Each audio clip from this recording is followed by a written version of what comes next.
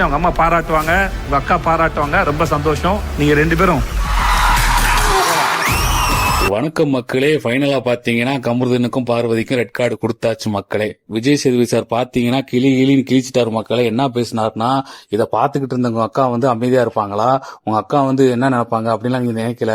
கடைசி உங்க அம்மாவும் நினைப்பாங்க, உங்க அம்மாலாம் உங்களை நல்ல பிள்ளை செல்ல பிள்ளை தூக்கி வச்சு கொஞ்சம் போல அப்படின்ற மாதிரி 2 பேரும் கிளி நிக்க வச்சு கிழிக்கிறாரு மக்களே. இதை சொல்லி முடிச்சோடனே பாத்தீங்கன்னா விஜய் சேதுபதி சார் எல்லாரும் எதிர்பார்த்த மாதிரி ரெட் கார்டை எடுத்து நீட்டுறாரு மக்கள். ரெட் கார்டை எடுத்து நீட்டினோடனே ஆடியன்ஸ் ஒரு பக்கம் கத்துறாங்க, சாண்ட்ரா ஒரு பக்கம் சந்தோஷப்படுறாங்க, அரோராவும் சுபிக்ஷாவும் ஒரு பக்கம் கட்டி கொடுக்குறாங்க மக்களே.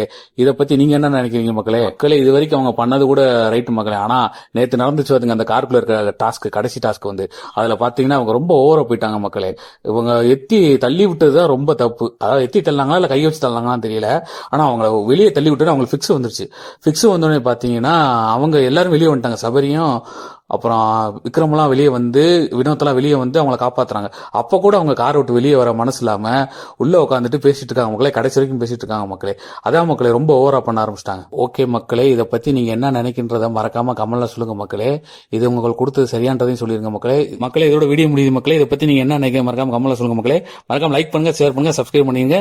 நன்றி, வணக்கம்.